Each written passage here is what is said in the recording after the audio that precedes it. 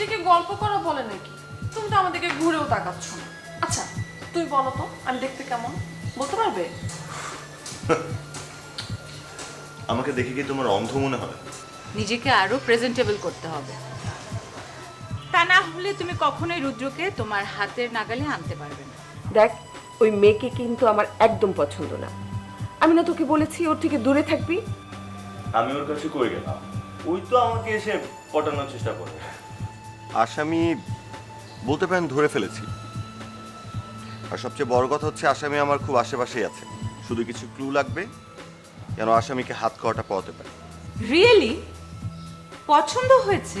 আমি তো ভাবলাম যে তোমার চয়েস কিছুটা আমার মতো, কিন্তু আমি টোটালি রং।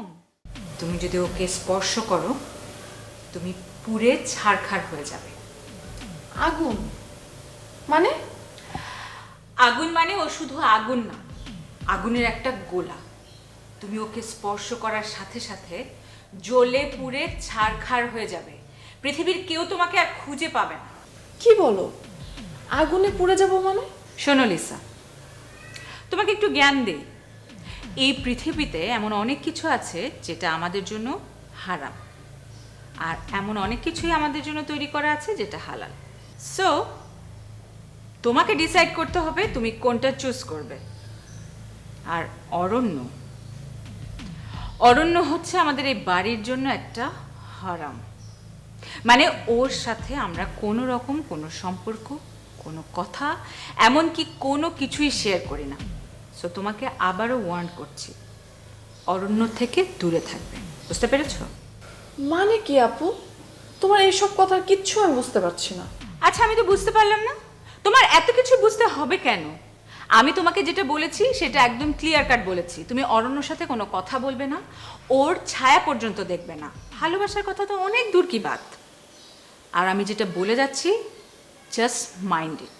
আর একটা কথাও আমি তোমার কাছ থেকে শুনতে চাচ্ছি না। বুঝতে পেরেছো? খুব মনে থাকবে, বলবো না। কেন বলবো না? 100 বার বলবো, বারবার বলবো। ও একটা ব্যাচেলর ছেলে, তারপরে আবার হ্যান্ডসাম, অনেক সুন্দর। রুদ্র যদি না হয় তাহলে আমি এই ছেলেটার উপরে অ্যাপ্লাই করতে পারি। আমার দাঁড়িয়ে আছিস কেন ভাই? আমি তো তোর উপরে খুব রাগ করেছিলাম। কি করলাম? কি করলি মানে? তুই এতদিন আমাকে ছাড়া কেমন করে থাকলি? আমি এতবার করে তোকে বললাম চলে আয় চলে আয়, তোর একবারও আমার কথা মনে হয়নি? কেমন করে পারলি তুই আমাকে ছাড়া থাকতে এতদিন? আমি সরি মা, আমি একটা জরুরি কাজে ছিলাম। আমার আমার ভালো লাগে না তোকে ছাড়া। তারপরও এতদিন ধরে আমাকে ছাড়া সে ঘুরঘুর ঘুরঘুর করে বেরিয়েছে। আচ্ছা চেহারাটা দেখেছিস তুই? তোর চেহারাটার এই অবস্থা কেন? খাসনি এতদিন? আয়নায় একবার দেখেছিস তোকে? কি করেছিস এতদিন তুই? মা আমি বুঝতে পারছি না আমি জরুরি কথাটা তোমাকে কিভাবে বলবো। জরুরি কথা পরে শোনা যাবে। আমি তো বাসায় আছি নাকি, পালিয়ে তো যাচ্ছি না কোথাও। এখন ওর তো এখন গিয়ে আমরা খাবো আগে, তারপরে সব কথা। মা মা কথাটা না খাওয়ার চেয়ে ভীষণ জরুরি। এখন কোনো কথা হবে না, আগে খাওয়া দাওয়া তারপর কথা। চল তো, তোর কথা শোনার অনেক সময় আছে। চল না, আগে খাওয়া দাওয়া তারপর কথা। মোর কোনো খিদা লাগছে। মুন্নি, আর একবার খিদার কথা বললে কিন্তু তোরা আমি খাই ফেলবো বলতেছি। চুপ, একদম চুপ, আওয়াজ করবি না।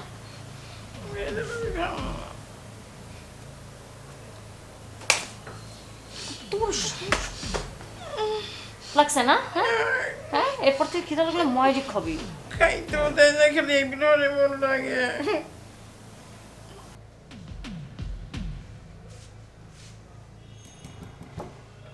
যারা এই যারা দরজা খোল।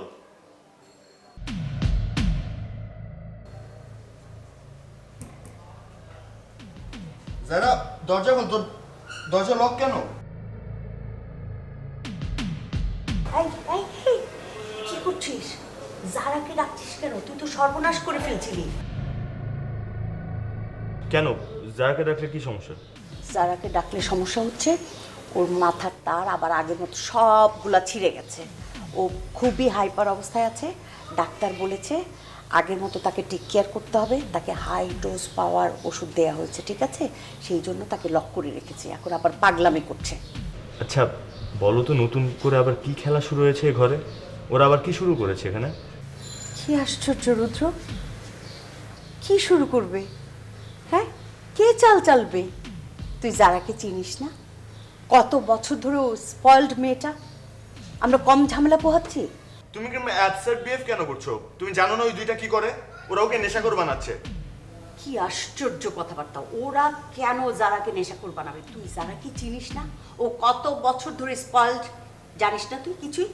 তুমি দাঁড়াও, আমি যার সাথে কথা বলি। যারা ওরা তোর সাথে কি করেছে বল, দরজা খোল। যারা রুদ্র, কি হয়েছে তোর? এত জোরে জোরে দরজা ধাক্কা দিচ্ছিস কেন? যারা, তোর কি হয়েছে বলতো? মানে ওরা কি তোর সাথে খারাপ কিছু করেছে? হ্যাঁ যারা, বল, কেউ কিছু তোর সঙ্গে খারাপ কিছু করেছে? না, আমি আমি 100% ঠিক আছি। ঘুমাচ্ছি আমি। তুই সুস্থ তো? ঠিকঠাক আছিস? আমি একদম ঠিক আছি। ওকে, ঘুমা তাহলে। আমি বাসায় আছি, কিছু হলে ফোন দিস। ঠিক আছে, যা, ডিস্টার্ব করিস না। কি বাবা, আদরের ছোট বোনের মুখে শুনে এখন আশ্বস্ত হলে? আমরা কেউ কিছু করিনি, জেরিন তারিনও কেউ কিছু করেনি, সে ঠিকঠাক আছে। আচ্ছা বাবা, খালামণিকে সবসময় এত অবিশ্বাস কেন রে? সরি, তুমি তো জানোই ওরা ওর সাথে কি করে। এটা তো তোমার কাছে নতুন না। আমি এত প্রেশার নিতে পারতেছি না। I just can't handle this things. I am sorry. শোন বাবা, তোকে একটা কথা বলি, কেউ যদি নিজে না চায়, তার আপন মানুষ হোক, পর মানুষ হোক, রাস্তাঘাটের মানুষ হোক, কেউ কাউকে নষ্ট করতে পারে না, নিজে যদি ঠিক থাকে, ঠিক আছে? আর খালামণি খারাপ মানুষ না, ঠিক আছে?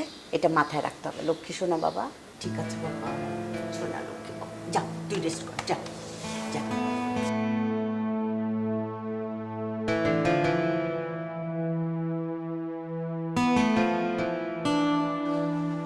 যারা ঠিকঠাক ছিল, এইভাবে অ্যাক্টিংটা করে যাবি। আর খবরদার, আমি দরজায় নক না করলে খবরদার খুলবি না, দরজা খুলবি না, একদম খুলবি না। ঠিক আছে খালা। ঠিক আছে, আমি একটু পরে আবার আসছি।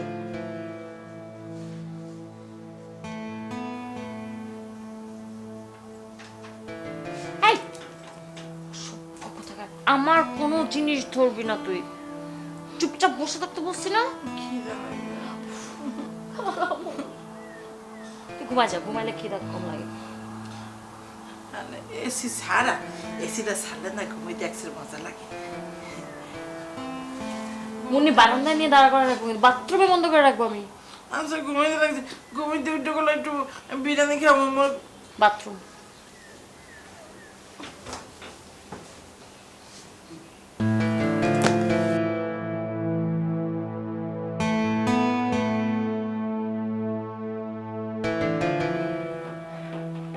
আম্মু, কই যাচ্ছ? আমার অনেক কাজ আছে। আরে শোন না, কি দাঁড়াও, আমার সাথে আমার একটু দরকার আছে, কথা আছে। তাড়াতাড়ি বল। আমার অনেক কাজ আর আমার অনেক আনন্দ। অনেক দিন পরে আমার বাড়িতে আনন্দ এসছে। এতদিন তো শুধু কান্নাকাটি করে করে কেটেছে। বল না। আম্মু, হঠাৎ কি হয়েছে তোমার? এত খুশি লাগছে কেন তোমাকে? আমার তো খুশির দিন সামনে। এতদিন বাড়ির পরিবেশটা কিরকম ছিল, সারাক্ষণ শুধু কান্না পেত। আর এখন আমার খুশির দিন, খুবই আনন্দের দিন। তুমি তো খুশি হবাই, তোমার ছেলে ফিরে এসছে না? অরণ্যের কথা বলছিস? সেটা তো অনেক আনন্দের। কেন, তুই খুশি হসনি? আমার খুশিতে আর কি আসে যায়? শোন, যার সাথে ইচ্ছা তার সাথে মিথ্যা বলবি, কিন্তু আমার সাথে কোনো মিথ্যা বলবি না। তোর চেহারাতেই বলে দিচ্ছে তুই অরণ্যর সাথে কতটা খুশি। তুমি যা ভাবার ভাবো, তোমার বড় ছেলে এসছে, এখন তো তুমি আনন্দ করবাই। অরণ্য এসছে সেজন্য তো আমি খুশি, কিন্তু তার থেকে বেশি খুশি আমার ছেলের বিয়ে আছে সামনে। লক্ষ্মী একটা বউ আসবে আমার ঘরে, আমার ছেলের বিয়ে আর আমি খুশি হব না? সত্যি তুমি খুশি? আচ্ছা, মায়াকে আমাকে দেখাবি না? খুব দেখতে ইচ্ছা করছে। আমার ছেলের বউকে আমি দেখবো না? জি, দেখাবো না কেন, অবশ্যই দেখাবো। কিন্তু তুমি আমাকে এটা বলো তো, জারার কি হয়েছে? কেন, জারার কি হবে? কোনো হাবি জাবি কিছু খায় না, এখন তো সে আরো লক্ষ্মী হয়ে গেছে। হ্যাঁ, লক্ষ্মী হয়েছে, কিন্তু সাথে রাক্ষসও হয়েছে। রাক্ষস মানে? কিসের রাক্ষস? শোনো আম্মু, যারা একাই 4 জনের খাবার খেয়ে ফেলছে। কি বলছিস? যা, ফাজলামি করছিস। ঠিক করে বল তো। হ্যাঁ, আমি খালামুনিকে দেখেছি যারা রুমে 4 জনের খাবার নিয়ে যেতে, আর আমি খালামুনিকে জিজ্ঞেস করলাম কার খাবার, বললো যারা খাবার। যা, ফাজলামি করছিস, বেশি বেশি করে বলছিস। না না না না, সত্যি আমি সিরিয়াসলি বলছি, ট্রাস্ট মি। ও আসলে রাক্ষসের মতো হয়ে গেছে, সেই লেভেলের খাওয়া খাচ্ছে, আমি বুঝতে পারছি না ওর সাথে কি হচ্ছে। কি জানি, আমার মাথায় তো কিছু ঢুকছে না। আচ্ছা, আমি ওর ঘরে গিয়ে দেখে আসি, দাঁড়া।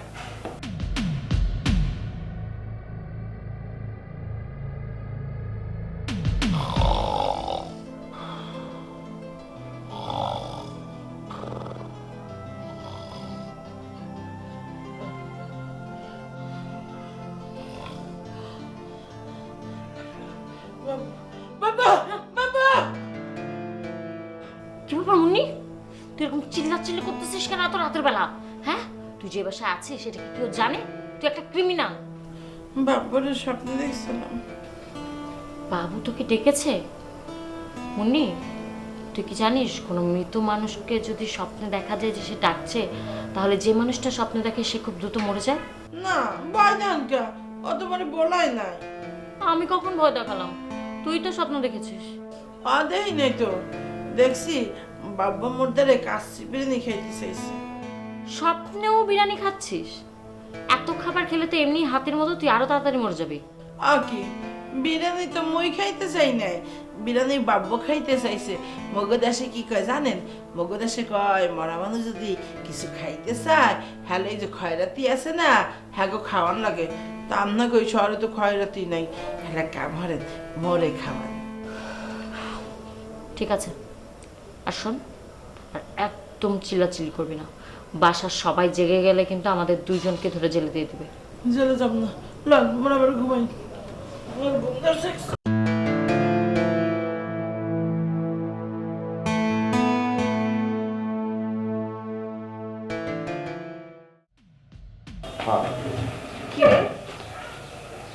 বসো না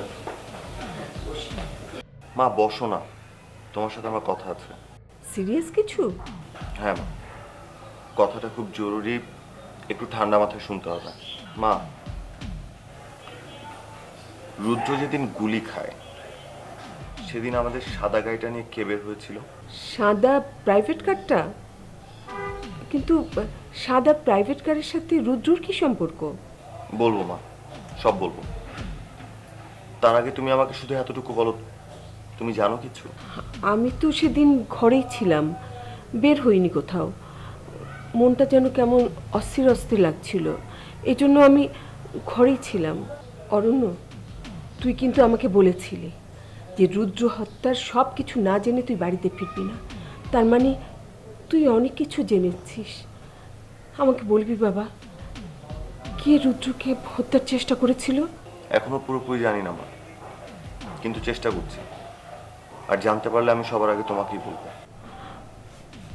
এই ব্যাপারে আমাকে ছোট্ট করে হলেও একটা ক্লু দে। সবাই আমাকে যেভাবে বলে যে আমার ছেলেই নাকি এই হত্যার সাথে জড়িত, আমি ওদেরকে মুখের উপর বলে দিতে চাই। আমি আমার ছেলেদেরকে এই শিক্ষা দিয়ে বড় করিনি যে ওরা একজন আরেকজনকে খুন করতে চাইবে। বল না বাবা, কিছু একটা জানলে সেটুকু আমাকে বল। অবশ্যই বলবো না, অবশ্যই। ওরা তোমাকে আমার ব্যাপারে যে সব কথা বলে আঘাত করেছে, প্রত্যেকটা কথার উত্তর তুমি তাদেরকে ফেরত দেবে। শুধু তার আগে তুমি এতটুকু আমাকে বলো, সেদিন সাদা গাড়িটা নিয়ে কে বের হয়েছিল? ঠিক আছে বাবা, আমি এটা বের করার চেষ্টা করব। এটাতে যদি উদ্ধার হয় যে আমার ছেলেকে কারা হত্যার চেষ্টা করছিল, তাহলে আমি অবশ্যই এটা বের করব। ঠিক আছে, তোমাকে এগুলো নিয়ে চিন্তা করতে হবে না। এসব টেনশন আমার, তুমি নিশ্চিন্তে থাকো। আমি কিছু জানতে পারলে সবার আগে তোমাকেই জানাবো।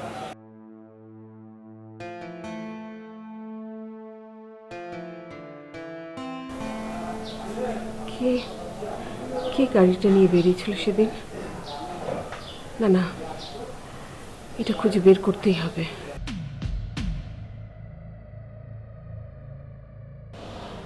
মা তুই ঘুমিয়ে পড়, জেগে থাকিস না, শরীর খারাপ করবে। খালামুনি এখানে পাহারায় আছি, আর ওই হাতিটাকে একদম সাউন্ড করতে দিবি না, ও যেন কোনো শব্দ না করে। আমি আছি এখানে, হ্যাঁ?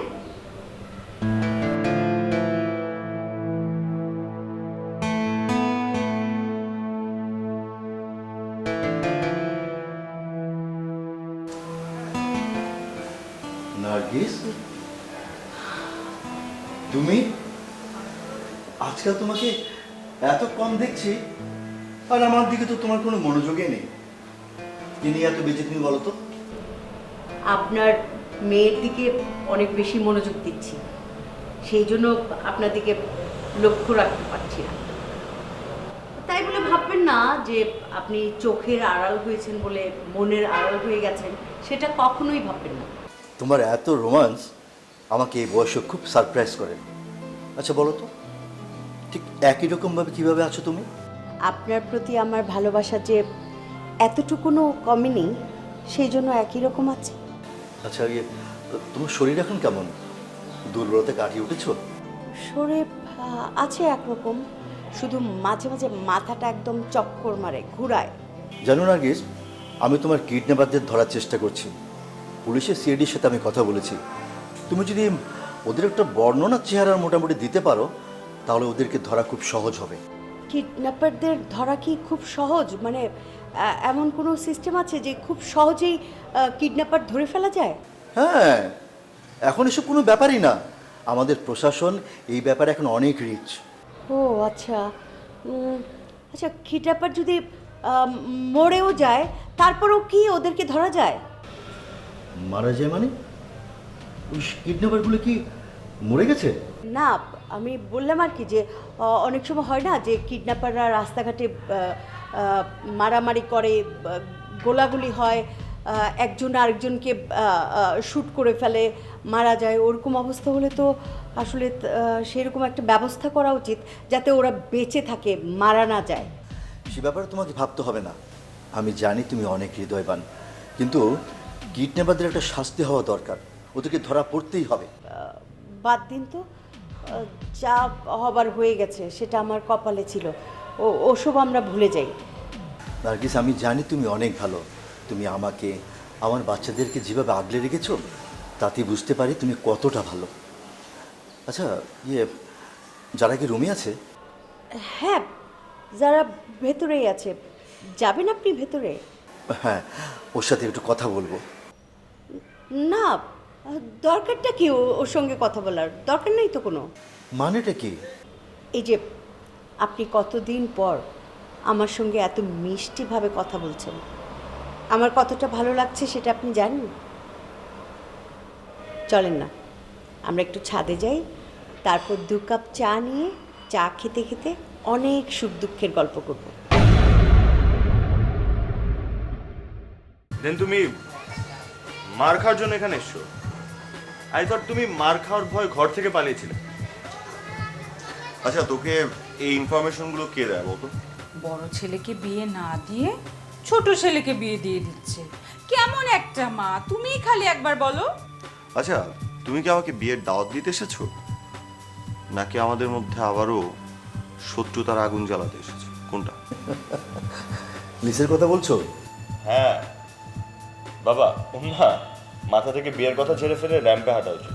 দুটো ছেলেকে আবার পাল্লায় রাখা, একজনকে গদগদভাবে আদর করছে, আর একজনকে ইগনোর করছে। খুব কষ্ট পেলাম আসলে। তারপরে বল না, তারপরে তুই তো এত লম্বা, ও জিজ্ঞেস করলে কি বলবো? এত লম্বা একটা শাশুড়ি আপনার? হ্যাঁ, তাহলে সমস্যা কি? বোঝা যাবে না।